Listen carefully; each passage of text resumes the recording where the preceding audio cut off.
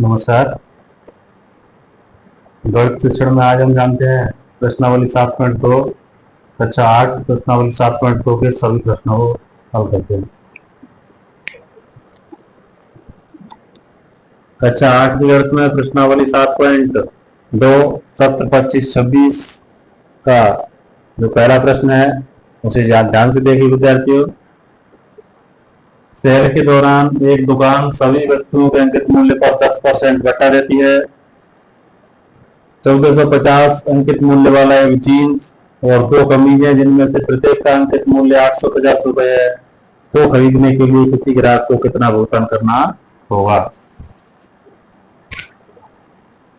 Jeans का अंकित मूल्य, jeans का अंकित मूल्य है 1450 रुपए और प्रत्येक कमीज का अंकित मूल्य है 850 रुपए। प्रश्नानुसार किसी ग्राहक ने 2 कमीज खरीदी है एवं एक जींस खरीदा है, तो हम कुल अंकित मूल्य निकाल लेंगे। कुल अंकित मूल्य 1450, इसमें 850 दो बार जोड़ देंगे क्योंकि उसने 2 कमीज खरीदी है। तो तीनों संख्याओं को जोड़ने पर हमें प्राप्त होगा 0, 5 और 5 10 और 5 15 के 5 हासिल 1, 8 और 8 16 और 4 20 और 21 की हासिल लगी 2, 1 और 2 3 3150 रुपए। बट्टा या छूट की जो दर है वह है 10%, यानी दुकानदार पैंट और कमीज पर 10% की छूट देता है, बट्टा देता है। तो हमें यह निकालना है कि ग्राहक ने वह दोनों वस्तुएं, दोनों कपड़े कितने रुपए में खरीदे। स्टार्ट करेंगे। माना अंकित मूल्य 100, तो विक्रय मूल्य बराबर 90। बट्टा या छूट हमेशा अंकित मूल्य पे दी जाती है। यदि वस्तु का अंकित मूल्य 100 रुपए हो तो वह हमें 90 रुपए की मिल जाएगी, तो ग्राहक द्वारा 10% अर्थात 100 पर 10 की छूट दी गई है। लेकिन वास्तव में अपना अंकित मूल्य 3150 रुपए है, तो जब अंकित मूल्य 3150 रुपए है तो वस्तु कितने की मिलेगी? 90/100 × 3150।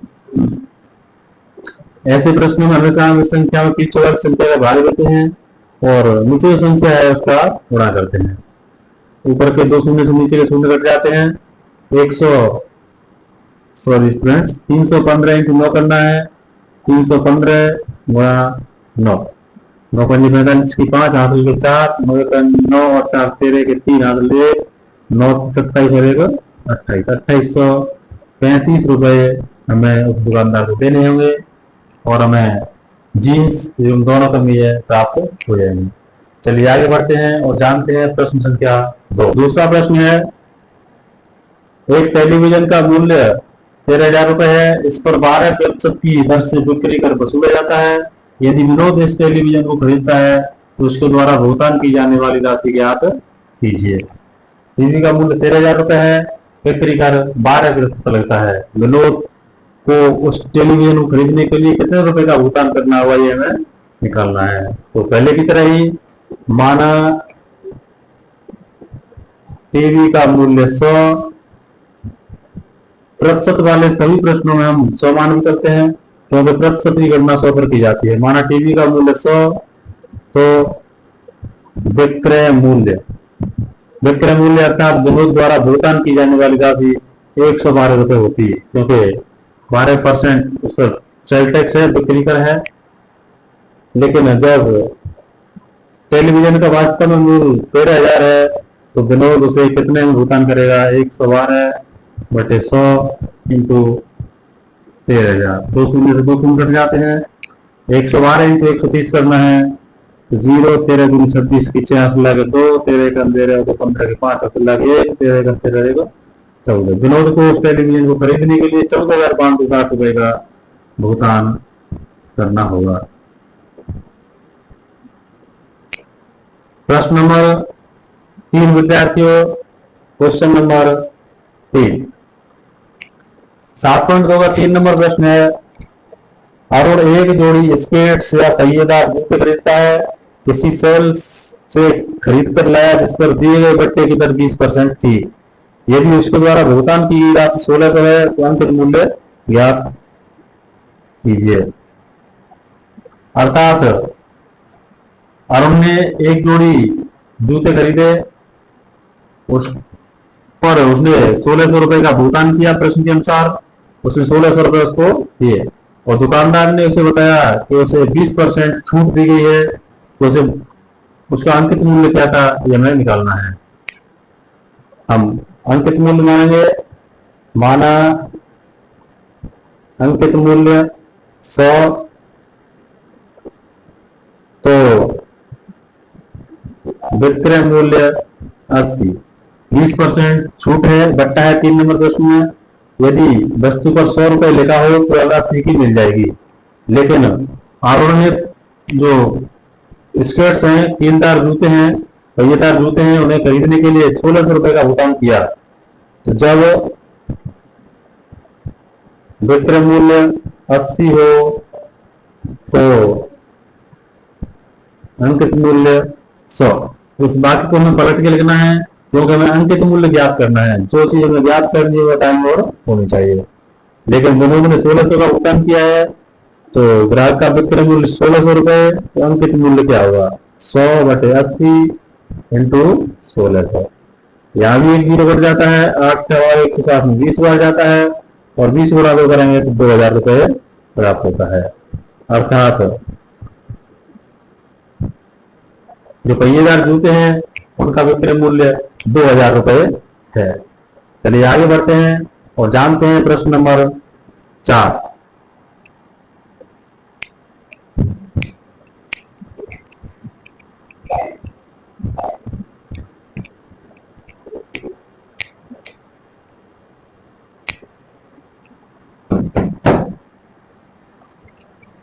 सात पॉइंट 2 का क्वेश्चन नंबर 4 है। मैंने एक हेयर ड्रायर 8% बैट सहित 5400 रुपए में खरीदा। बैट को जोड़ने से पहले उसका मूल्य ज्ञात कीजिए।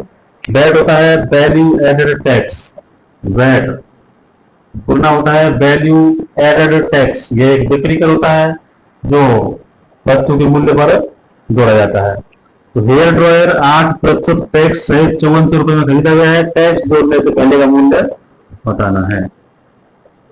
माना पहले मूल्य, विद्यार्थियों परीक्षा में जो प्रश्न आता है उसे हमें नहीं उतारना है, प्रश्न को देखकर इस तरह से भाषा लिखते हुए आंसर लिखना है। माना पहले मूल्य 100, तो बैट सहित मूल्य 8% बैट है। यदि वस्तु का मूल्य 100 रुपए हो तो बैट सहित 108 हो जाएगा। जबकि बैट सहित मूल्य 5400 रुपए में खरीदा है उसने, इस बात को हमें गलतना है। जब बैट सहित मूल्य 108 तो पहले मूल्य बराबर 100, लेकिन बैट सहित उसने हेयर ड्रायर 5400 रुपए में खरीदा है। बैट सहित मूल्य 5400 तो पहले का मूल्य 100/108 इंटू 5400। 27 का भाग दे देंगे हम। 27 दूनी 54, 200 और 27 चौको 108। 4 से 100 कट जाएंगी 25 बार और 25 इंटू 200 करेंगे, 25 इंटू 200 करेंगे तो 5000 परिणाम में प्राप्त होगा। 5000 रुपए, यानी हेयर ड्रायर का मूल्य 5000 था। 8% बैट मिला के वो 5400 रुपए में खरीदा गया था।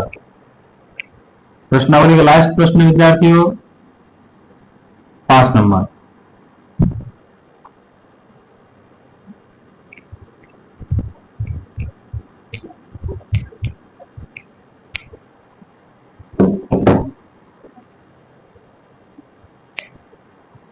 सात पॉइंट 2 का 5 नंबर है। कोई वस्तु 18% जीएसटी सम्मिलित करने के बाद 1239 रुपए में खरीदी गई, जीएसटी जोड़ने से पहले उस वस्तु का मूल्य क्या था? तो जीएसटी सहित मूल्य, जीएसटी ये भी एक प्रकार का टैक्स होता है, जनरल सर्विस टैक्स सहित मूल्य बराबर 1239 और जीएसटी दर है 18%। 18% जीएसटी लगाकर वस्तु को 1239 रुपए में खरीदा गया है, पहले का मूल्य बताना है।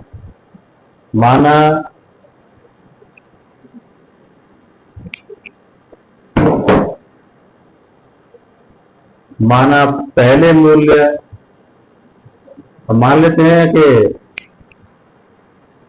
वस्तु का पहले मूल्य 100 था, 100 तो जीएसटी के बाद बराबर 118।